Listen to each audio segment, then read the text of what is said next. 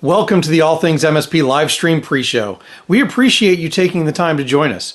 Let us know you're here by saying hi in the chat or sharing a positive experience from your week.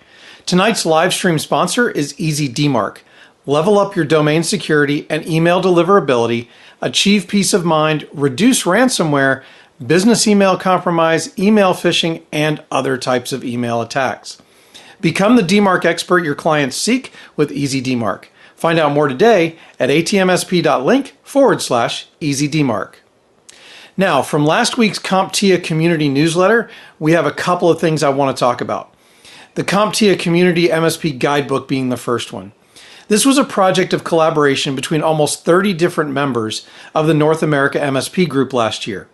This handy guide includes topics like assessing your service portfolio based on your ideal client and, of course, your superpowers, building effective business processes, including business reviews and customer success roadmaps, investing in people with best practices for hiring and onboarding, and then managing vendor partners. This includes negotiating with vendors and building a vendor management policy. I might have helped with that one.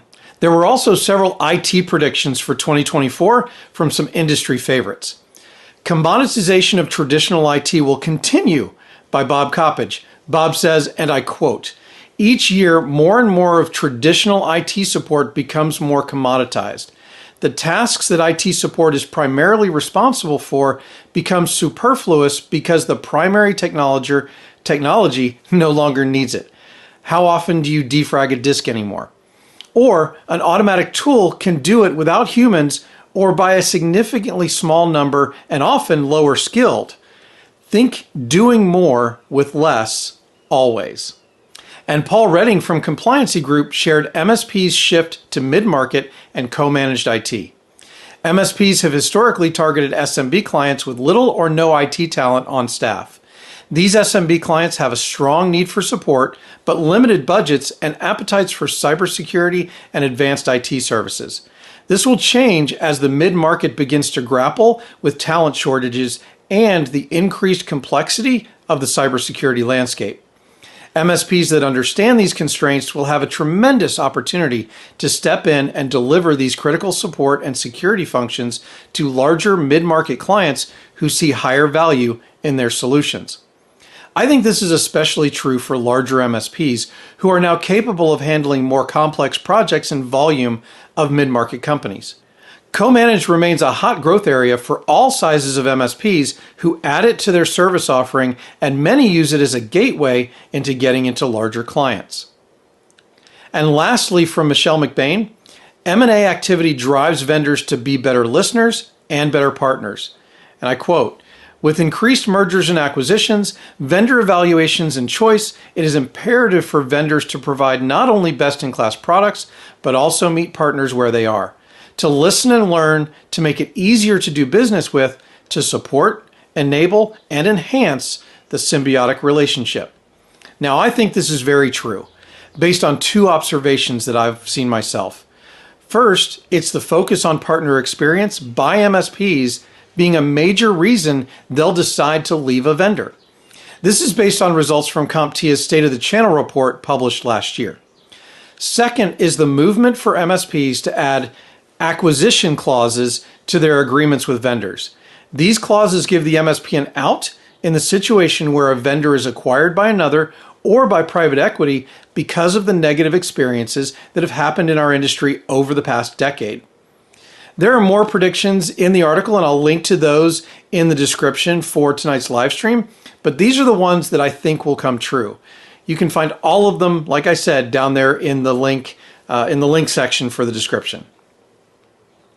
And you can also find my article, "How do IT Services Providers Build an AI Offering for the SMB Market?"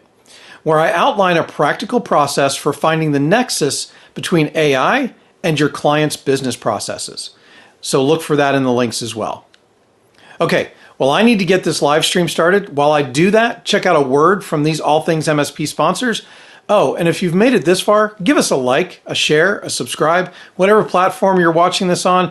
Do whatever the thing is that they do on that platform. And it'll help us with the algorithm, and we really do appreciate it. So I'm going to go set up, the lights and all the fun stuff, and I'll see you in just a few minutes. Easy DMARC, an email authentication and deliverability platform that helps meet and beat Google and Yahoo's requirements in just a few clicks. Easy implementation, smooth DMARC enforcement, smart monitoring, and alerting. Everything you need in one platform with a team of experts ready to assist you at every step of the way. Join 70,000 domains authenticating their emails with us. Act now and ensure your important messages land in the inbox.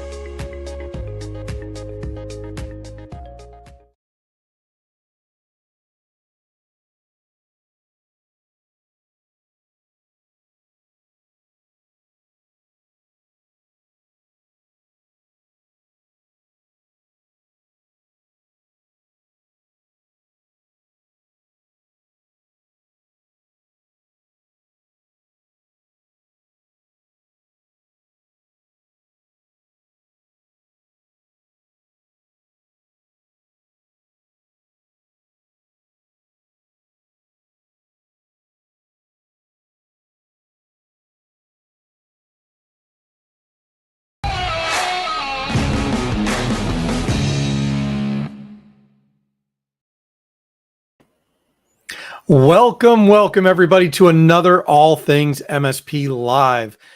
We really do appreciate all of the people who join us here on Wednesday nights. We know Wednesday nights, it's night, you probably want to spend it with family, but sometimes you spend it here, and we really do appreciate that. We've got a couple of things going on tonight. We are doing something we haven't done in a little bit, and that is a little Reddit roulette. If you guys want to participate, number one, I've got some already queued up that we're going to talk about. But if you have a Reddit that you've seen recently, if you can dig up the link, go ahead and put it in the chat. I'll find it. We'll talk about it. If you want to come on and actually, talk some more as a panelist tonight, feel free to comment and let me know that as well, because we're always looking for people to join in the conversation. Now, couple of things that I want to bring up, just so you guys are aware. Number one is after this show tonight at 8 p.m. is the Super Ops Star-Studded Super Show. So it's got Nancy Henriquez and Juan Fernandez from Super Ops. We've got Paco LeBron, Marvin B., Eric Simpson, and myself.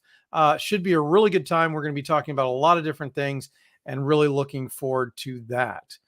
And then also, if you didn't catch our office hours episode this week, leveraging the MSP ecosystem with Greg Plum, I definitely recommend you take a look at that. It's a new and unique look at how the ecosystem specifically applies to MSPs and their clients, and gives you some really good ideas as how you can leverage that ecosystem for your MSP.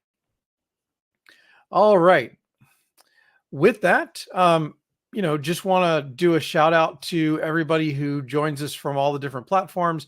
We are currently live on Facebook, on LinkedIn, as well as YouTube. And if you're on one of those, if you could go ahead, please give us a like, a subscribe.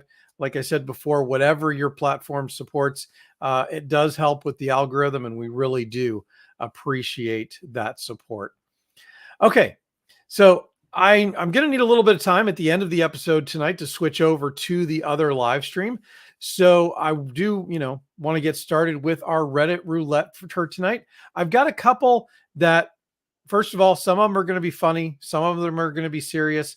I've included some comments that I thought were relevant and or funny. And then also I have added some of my own comments. So I'm going to comment on those when we get to that point. But first of all tonight, and I'm going to need to bring this down so I can read it actually. Soon to be former MSP is taking the domain controller and Active Directory with them. Hey, y'all, dealing with a very difficult situation. One of our clients has recently purchased a small dental office, but after talking with the current MSP about transfer services, they informed us they will be taking some leased equipment with them. Sure, that's pretty normal, not something I've seen before, but the kicker is one of the items they intend on removing is the domain controller. They've told me it will be my responsibility to pick up the pieces when they do this. I've asked if we could buy them out to keep the DC, but of course they refused, stating that it's proprietary technology. I was hoping some folks here could provide some advice. Though, other than taking legal action, I'm not sure what else we can do. So, this may be more of just a rant. Yeah, I mean, we see this a lot, right? People, turning things off or taking data with them. Personally, I have my opinions on this, but we'll get to those in just a minute. Couple of comments first. The client's lawyer needs to send the outgoing MSP a letter informing them to cooperate with the transition or risk a lawsuit. U.S. courts don't favor these types of shenanigans. I think that's very true. I think we've seen that in some other case law that's out there. I think there's probably some MSPs who watch this show who have had experience on one side or another of that. Never get yourself in a situation where you have to get lawyers involved. They are necessary, and sometimes you got to get them involved, and they're very important to the situation when you do. But they are something, you want to avoid conflict in general, right? Because it's not good for anybody. Another comment says they do not lock them out of the building and refuse access until they comply and speak to legal. Okay, I would reverse that just a little bit. I would speak to legal before I locked anybody out or refused them access, because there could be ramifications against you for that or against the client for that. And then, somebody else said, if you're going to do that, remove internet as well. Obviously, you want to remove physical and digital access if the lawyers tell you it's okay to do so. And then this one says it's illegal to rent AD to a customer. Now, I don't know if this is true. Now, evidently, they did a little bit of research here, so they did some looking up, but I don't know if this is actual fact. It's illegal to rent AD to a customer like this under Microsoft licensing. I'm fairly certain. They can't own the data. And I think that's pretty true. Like, they can't own the client's data. I think that's the part that has really been shown in case law that the MSP does not own. Notify Microsoft to audit them into a crater. Might be a little bit extreme, but it probably would work as well. Now, they did go on to edit this and say you can rent Windows and Office, but not Active Directory. And even then, that requires a special program. There is no mechanism to rent Active Directory CALs. And they add a note here. Well, Azure gives you the rights to connect to it, but that's from Microsoft and only to the servers in their cloud. Get your Microsoft rep from a distributor on the phone and get them conferenced in to tell them WTF. So a lot of good information there. There's probably some legal basis there. There's probably some license basis there. So, one of those things we definitely want to make sure that you're following licensing rules and all of that. Okay, my opinion on all of this. First, don't be the outgoing MSP that behaves like this. It's not worth the hit on your reputation. Every time that I've seen this happen out there in the world, the outgoing MSP has just been raked over the coals, right? And, that for a fact that business owner, every chance they get, they're going to talk about that old MSP in a bad way.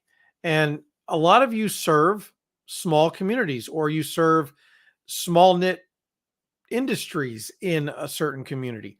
You cannot afford to take a hit to your reputation by behaving badly. In fact, I've heard a lot of instances where somebody took over, somebody lost a client due to price. And that's something we're going to talk about later too. They lost a client due to price. The service was so much worse under the new MSP that they wanted to come back to the old MSP. That's only going to happen if you treat them well on your way out the door and you do everything you can to make that transition go well. Okay. So my number one advice there, don't be that outgoing MSP. Second, if you encounter this type of MSP, document everything, communicate everything in writing, and have the client seek legal advice, because this is between your client and the old MSP, not between you and the old MSP. So make sure that you're, doing that and that you're not getting in between the two.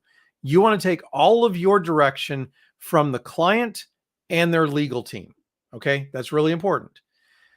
And then thirdly, I would say protect yourself by not doing anything without the permission from the client in writing. And I would probably adjust that just a little bit at this point to say what I said before, to say that the client and their legal representation, because you really want to make sure that everything that you're doing is not going to open you up to risk, right? And all of this, again, needs to be in writing so that if something happens and you become party of the lawsuit, then you can go, well, this was my direction and it was given to me by the client and their lawyer. So I felt very safe in doing this. Won't always get you off the hook, right? But it is better than nothing. And it certainly shows that you did your due diligence to do everything by the book and do everything properly with the right permissions.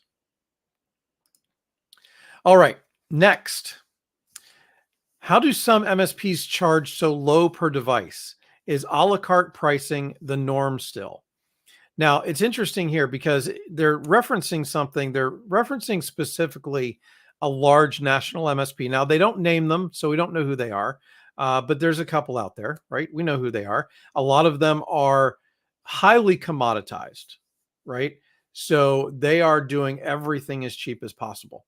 Now, they say, I see competing quotes from MSPs that the client provides, and I can't understand how they charge such a low monthly price of $25 to $75 per device. They never send an engineer on site for routine check-ins with users or any sort of FaceTime and personal interaction with users. We'll get to that in a minute.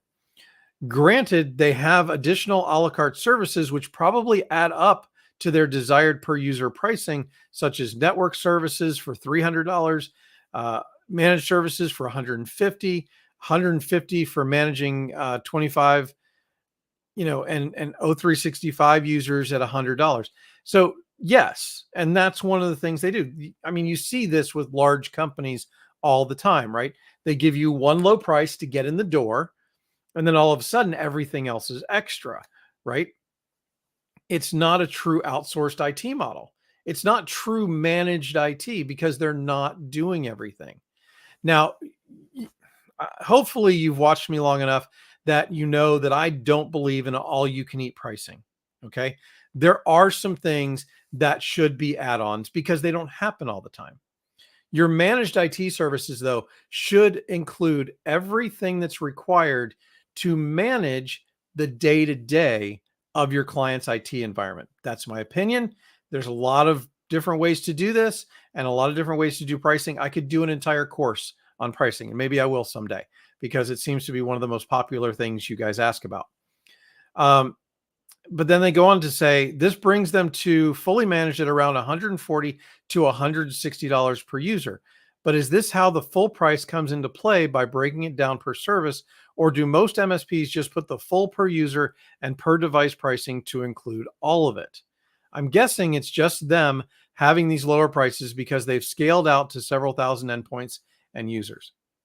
So there's a lot to unpack here. And this was one of the ones where I just love some of the comments. So we're going to get into those in a second.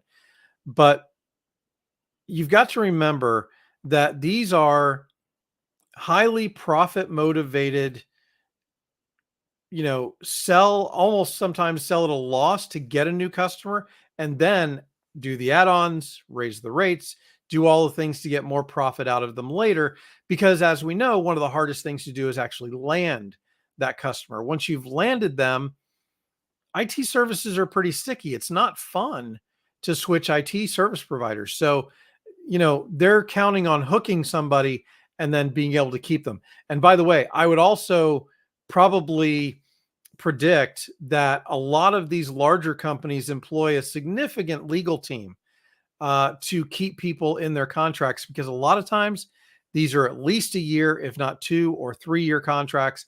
And if the clients want out, they're either going to have to buy it out or they're just going to have to take legal action against that company. But that company, I guarantee you, is fully prepared to defend those contracts. So it's not good for anybody, in my opinion, right?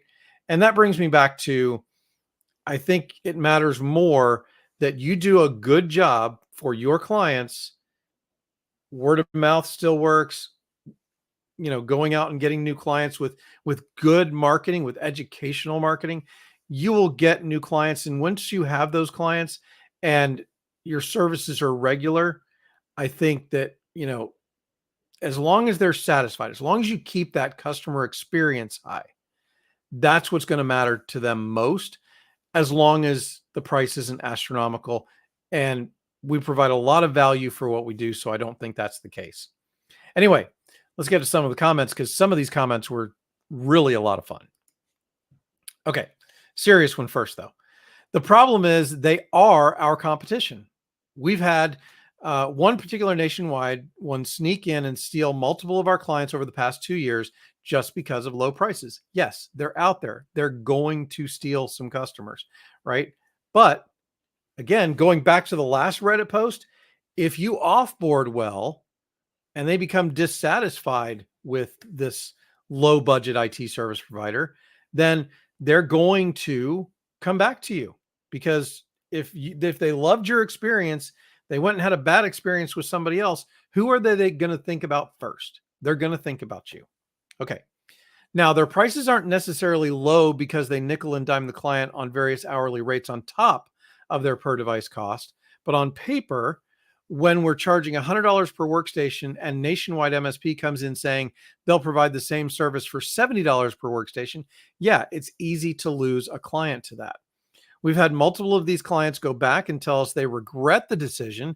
It's very common, but now they're under a 3-year agreement, so not much can be done about it. Exactly what I was talking about just a minute ago. But that doesn't mean it's not a problem and not something of concern. You can show all the value you want, but if a client is budget conscious and one of these MSPs sneaks in and they give them the time of day to listen to their sales pitch, it's very likely you could lose a client before you even know there's a problem. Okay, I want to address that last part specifically. If you don't know there's a problem, that's a problem. Okay, that's why for so many years, everybody has harped on you to do business reviews, whether they're quarterly or biannually or whatever, doesn't matter. But if you are not doing regular reviews with your clients, there will be things that come up that they do not talk to you about that cause a separation between you and that client.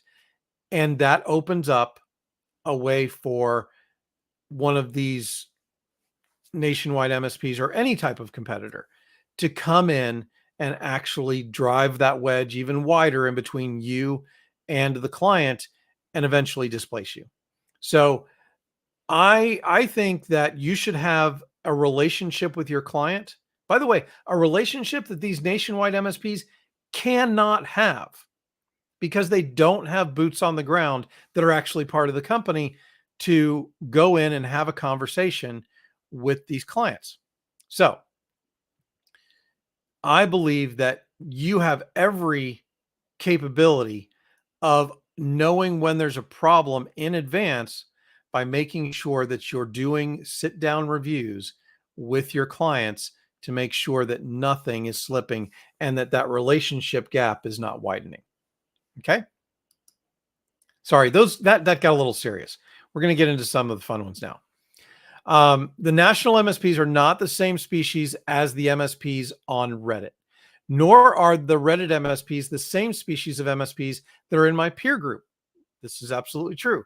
They charge so little because they aren't doing anything. And what they do slowly and with no differentiation for a client's needs. This is a critical point. Critical point. They are delivering commodity IT. Everybody looks the same. They're basically just doing the things that their RMM tool can automate. Okay.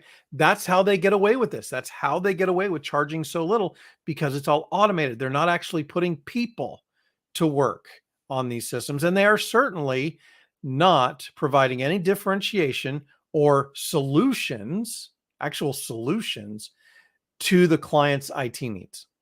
Okay. They're just delivering commoditized services. Okay. Then they say they aren't your competition. Ignore them and show your value. You will be fine. This showing your value thing has come up a couple of times. This is where those business reviews come in, right? The business reviews are where you show them the value that you're providing. Okay. All right. Next comment. This is exactly why I could not have said it better. It's fully embraced convenience store hot dog MSP. I love this. I love this. And the next person comments, I'm totally adding don't settle for a convenience store hot dog MSP to my MSP website. I think it's absolutely true. And it's funny on one hand, but then it's not funny on the other, because we've talked about, trunk slammers and all of these different types of things, and talked about the different types of MSPs. And part of it is because there are so many different ways to deliver IT services, right? And a lot of them are not wrong. I'm just going to say that. If you still do break fix, if you're making the money you want to make and you're doing break fix because you have clients who want to do break fix, great. If you have clients who want fully managed services and that's what you're providing and you're happy doing it, you're making the money you want, you're building the business you want, great. Okay. There's nothing wrong with any of those. Okay. Are they the same model? No, they're different. They're different businesses fundamentally, but they're still around IT services. And so we're still going to talk about them. All right. It gets better. I smell a new MSP rating system. Got to come up with accepted definitions, though. In no particular order: convenience store hot dog, monitoring only, slow/no response, a la carte pricing to fix things sometime this month. I think that's pretty accurate for what they're talking about here, describing these nationwide MSPs who typically, they're right. It's monitoring only, maybe some automation, right, for patching or for running certain types of scans or whatever. Okay. They are employing some automation to actually get some work done. But if something breaks, right, a lot of times it's a slow or no response. And if they need to send somebody out, it costs extra because they actually have to hire somebody on a contract basis to do that. The next definition: gas station sushi. Great name. I think you're right. We need to figure out what the definition for that one is, but I think it's a great name. Dell managed services. Now, I hate to pick on Dell, but that's what they wrote in the comments, so that's what we'll use. Somehow worse than a convenience store hot dog, yet more expensive. Don't like your account manager? Don't worry. You'll have a different one by this time next week. Now, that is always going to be a problem. Now, having been on the vendor side of things, okay, I can tell you, account managers come and go, not necessarily at the fault of the vendor, right? So, same thing happens to you. You may have a technician that your clients really, really like, or you may have a salesperson or account manager that your clients really, really like. They may move to another town, city, state, country, whatever. You can't control that, and you're going to have to replace them. Doesn't always work out great. Hopefully your practices are standardized enough that it does work out well, but don't always blame the vendor for that one. How well they handle the transition, though, that shows you how good of a partner they are in terms of a vendor. And I think you can turn that right around and apply it to the MSP. If the MSP is good at replacing people as it happens, then I think that that's a situation that can be handled. Copier company, low intro price, goes up annually by 33%, just like the least MFP. Their outsourced support. So annually by 33% for outsourced support. And that just means that they're hiring somebody else. And, there's a lot of elements of what we're talking about in here in each of these. The outsourced support, you could say outsourced boots on the ground, right? Because a lot of those nationwide MSPs, that's exactly what they do. They just contract out to a local MSP or a local break fix shop or some type of local contractor, and they go out and they fix the problem. And that's just the way they operate. Okay. So my opinion on this, the right clients care more about service and experience than price. If they are that cheap, do you really want them as a client? Do you? If they're going to be that much trouble, if they're going to be one of your lowest profit margin clients, do you really want them as a client? Now, I tend to have an abundancy mindset. I think there are so many small to medium-sized businesses out there that don't even have MSPs yet that probably need MSPs. And the number of small businesses and medium-sized businesses that start up every month, there's a ton of them. So make sure that you have some type of marketing, you have some type of sales motion so that you're actually, collecting new clients on a regular basis based on your growth model, right? If you're somebody that doesn't want to grow very much, maybe you only need to replace one a year. Okay. But maybe you're trying to grow and you want to add 2, 3, 10 a month. Okay. You don't want to add the cheap ones. They're not worth it in the long run. And there are plenty of other people who will be more than happy to take on a cost conscious client. Always, and I do mean always with this one, price to meet your profit goals, never to meet the client expectations. Okay. Because you're in this business to either have a certain lifestyle or you're in it to grow the business. That business to grow needs fuel. Okay. That fuel is the profit. And so you always need to price your services according to the goals of your business, not what you think the clients want to pay. Okay. Because you will find the clients who want to pay what you want to charge because they value what you're delivering. Okay. And lastly, please, don't participate in the race to the bottom. Nobody wins. Nobody wins in the race to the bottom. And honestly, that's why you're seeing some of these nationwide MSPs struggle because they are in a race to the bottom. Nobody wins in the race to the bottom. It's just the way it is. Okay, I have been very lax and I have not checked any comments. So I'm just going to check that real quick. I don't see any comments. Let me check LinkedIn just to make sure, because sometimes those don't come through, but just wanted to make sure. All right. So next, ticket accountability. We're back to a serious one. Every day /week/month, I find myself asking our team to complete their tickets. The work is getting done, but the tickets are not being filled out, which in turn affects billing and efficiency. Oftentimes, we are dispatching to clients based on volume of tickets, if their given SLA allows for it. Does anyone else have this problem? Am I doing something wrong on my end? I led a team within a different industry for years without this issue, but it was not a service industry. There's a lot to unpack in this one as well. What are the consequences of them not doing what you ask? Or could you flip it to positive reinforcement, like a pizza party, only if tickets are updated by the end of the month or something? Pizza parties probably aren't going to do it, and updated by the end of the month. I hope and pray that you are not billing at the end of the month. Cash flow seriously suffers if you are only billing once per month. And one of the reasons why, by the way, that making sure that tickets are right and up to date every single minute is so that if you decided to go in and bill today, you'd have stuff to bill. Or if you want to bill once a week, as we did, And by the way, one of the biggest game changers in my MSP was going from monthly billing to weekly billing. It it helped me make payroll. I'm not going to lie. It did.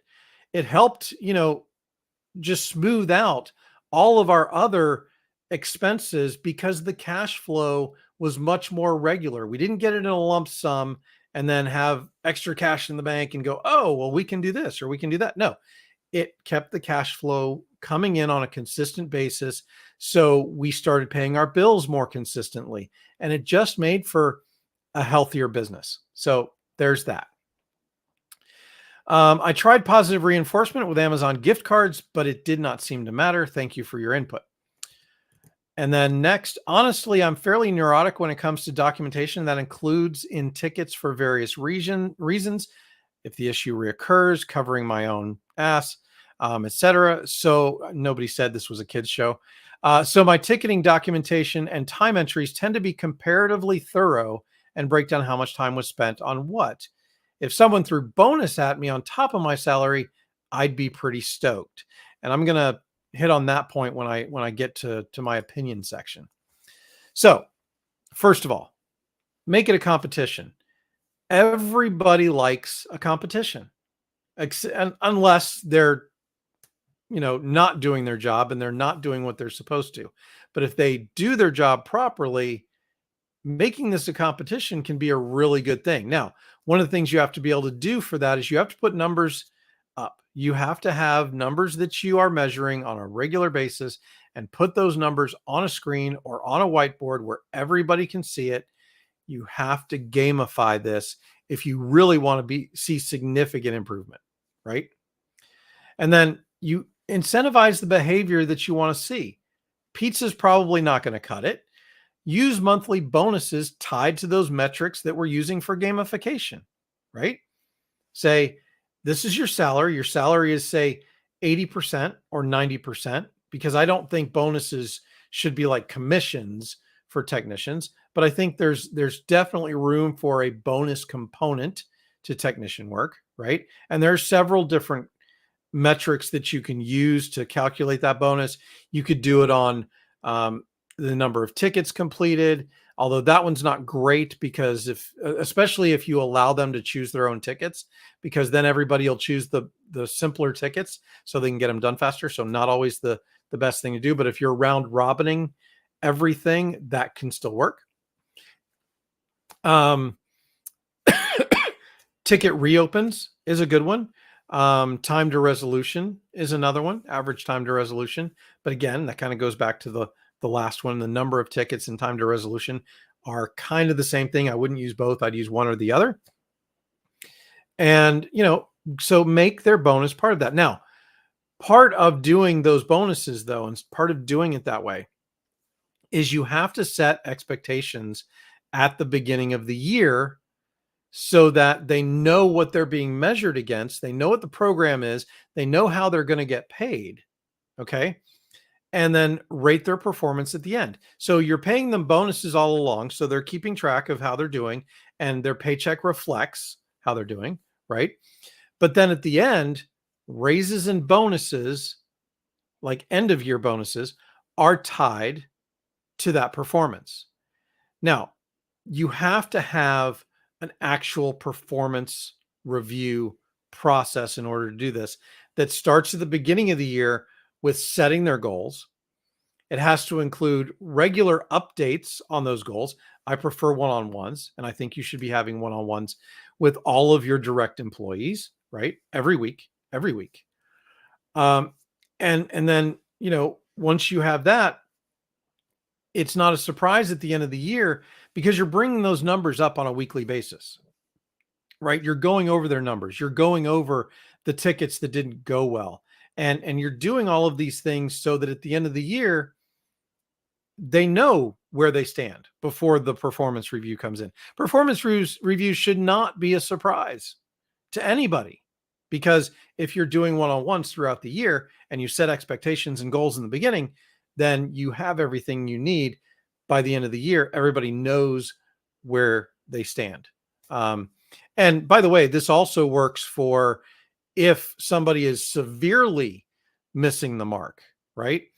Because you've gone through probably a dozen, not a dozen, half a dozen one-on-ones going, okay, this is not cool. You're not making the number here. You need to bring this up. What do I need to do to help you bring this up?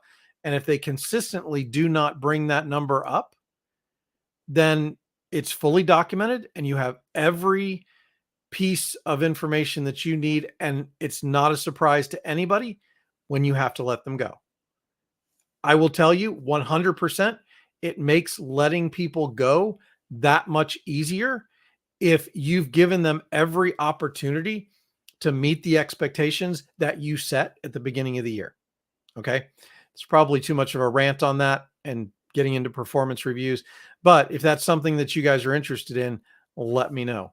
Okay. All right. I think this is the fourth and final one. Really annoying clients. How can I improve myself? Hey guys, I have a client who calls me directly each time expecting immediate action on things. They're one of my first few customers, and at that time, I was not as busy, so I was able to accommodate this. Now, we are a 3-man team and have grown bigger, but he still calls me this way despite multiple reminders to call our main line so that our team can support him quicker. It is really bugging me as I would have to drop everything and get his stuff done, and he expects it that way as well. I will follow up with you again in 30 minutes as if he's my employer. And this can happen, right? Because a lot of times we start out as one-man shops. We are truly more of an outsourced employee than an outsourced IT company or IT department, right? It is affecting me a lot mentally. Been there, done that, have several t-shirts, I think. And I'm not sure how I should deal with this. Anyone had a similar experience before? I think probably most of the people who are in this Reddit, watch this show, have probably been in that position before. Manage to set new expectations for the clients and still have them as clients. It's tricky. I'm not going to lie. Not sure if it's our communication channel that is causing this, but we use WhatsApp Business API with 3CX to receive chats from clients and also have a support email inbound.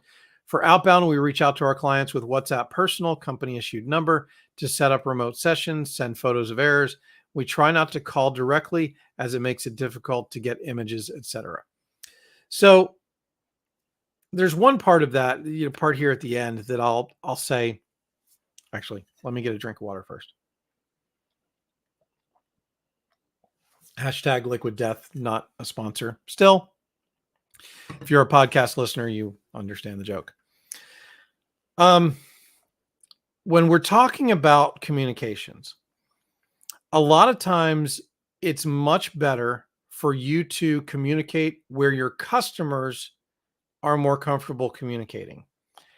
And that may be why they're calling you directly, right? Because if they would rather use the phone, although, you're using phone here, but you're preferring to use WhatsApp and things so that you can send photos and stuff like that. If you're trying to provide a good experience, and I think every MSP should, because that's the biggest differentiator, as we've already talked about commodity IT tonight, I think that the experience is very, very important. And so you need to meet your customers where they are. If they live in Teams, use something like Thread. Okay. If they prefer phone, make sure you've got a phone system. And maybe it means you need to hire somebody or an outside firm to answer that phone all the time. Those people, you can hire people to do that and input tickets. Okay. It's worth it to make sure that your clients are happy with the communication, because if they're frustrated with the mode of communication, it's just going to cause friction between you and the client for the entire time of that relationship. Okay. Okay. Comments on this one. Stop answering the phone. Reply back with a text that you're in a meeting. Please call the support number so one of my team can take care of your issue. Now, a lot of people, will go back to the original poster and comment that he's already kind of done that, right? But the client keeps coming back and goes, I'll just try you back in 30 minutes. and they'll literally try and contact you again in 30 minutes and until you're out of that meeting, right? And you can't be in the meeting all the time. Um, and somebody else commented, this is exactly how to handle this. Stop rewarding the bad behavior by answering his calls. Another comment says, already some good answers, but basically quit enabling them. That's the big part. Because we want to make the clients happy, a lot of times we enable the behavior, right? Have the conversation that this can't continue. And if it does, be ready to fire them and move on. Now, I don't think that there was another comment, and I don't know if I copied that comment in here, but it did say that this client was their second largest client. And they've been a long time client. So sometimes that's a little harder to do than it is to say. So I'm not sure that that's the right move in this particular situation. Now, I definitely support firing clients for a myriad of reasons. But if they're a long-standing client and they're one of your largest clients, I think it's worth trying to work it out first before you just fire them and move on. Okay, my opinion on this, have a discussion. So many people avoid conflict, and so they avoid these discussions when often they're not conflict at all. Find out why they need to call you every time. It may be as simple as they don't like WhatsApp. It could be that simple. They might have a legit reason that you can actually fix, and you won't find this out until you have an open and honest conversation with them. And this goes back to having business reviews, right? You need to have those business reviews in order to find out this information before it creates, again, that gap in the relationship. Stop answering their calls. Just don't answer their calls. Text them back, email them back, tell them this is why we have, this is why we have technicians ready, willing, and able to take care of your problem. Now, if those technicians don't take care of their problem when they do that, and maybe there's a history of that, that's, again, go back to step one. You're going to find that out when you have that conversation. Another one, raise your personal rate. Okay. If you're the business owner, your rate should be higher than your other technicians. Just my opinion, take it for what it's worth. But if it costs more to interact with you, they basically have two choices. Stop interacting with you or pay the added fee. Make the added fee worthwhile for you to provide that white glove service and pay for the other people that you're going to need to hire to do the things that you need to do while you're taking care of that client. Okay. I'm reading a great book right now. Every business owner should read this book. I'm not through it. Well, and I should be honest, I'm not reading it, although I will, because this is one of those books where I listened to it first and it's so good that I actually buy the book so that I can study it and actually go back and reference it for later, almost like a textbook. But it's called Buy Back Your Time. And I don't remember the author's name right now, but such a mindset shift on how you need to be replacing the tasks that you're doing with other people and actually very practical advice on how to do it. Amazing book. And we're going to talk about it more in different sessions. I don't know about the live stream. I'm trying to get some more guests on the live stream. I've been kind of busy. So that's why you haven't seen as many guests on the live stream lately. All right. So comments, questions, suggestions, what you got? Anything? Let me know. I do probably going to end this pretty soon though, just because I do have that other live stream at 8 o'clock. And just as a reminder, let me go ahead and pull that up for you. It is the Super Ops Star-Studded Super Show tonight at 8 p.m. Obviously, a cast of characters. Okay, it's star-studded, but they're all characters. I know them all personally, so I can say that. But should be a really, really interesting show. And I definitely recommend you hanging out for that. I'm hoping because they're using StreamYard as well, they will allow me to add my streams.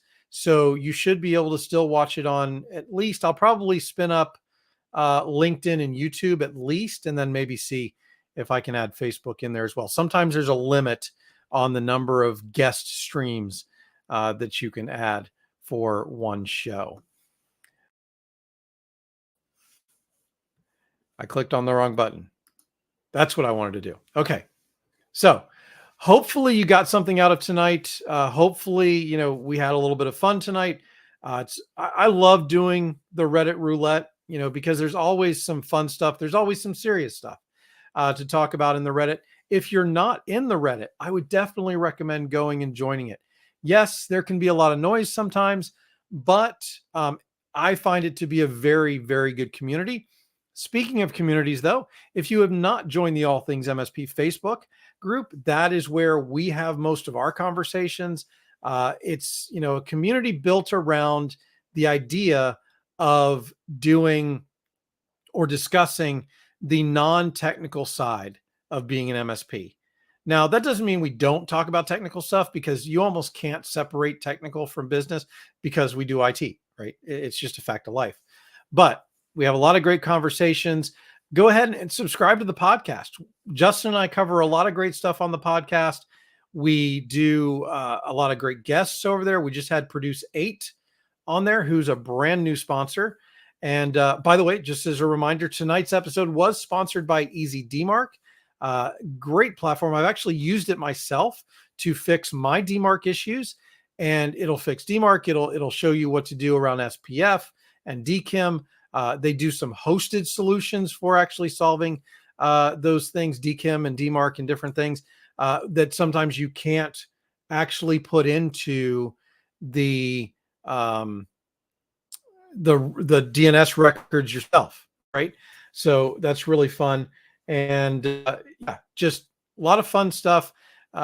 They're great people. I love talking to them over there, and they're great supporters of the All Things MSP community. So I would love to see you guys go out and support them. And it's something, by the way, they actually teach you how to monetize, managing people's email delivery. And it's something, email is almost more important than phone now. Phone used to be the thing that we had to have 100% uptime on phone.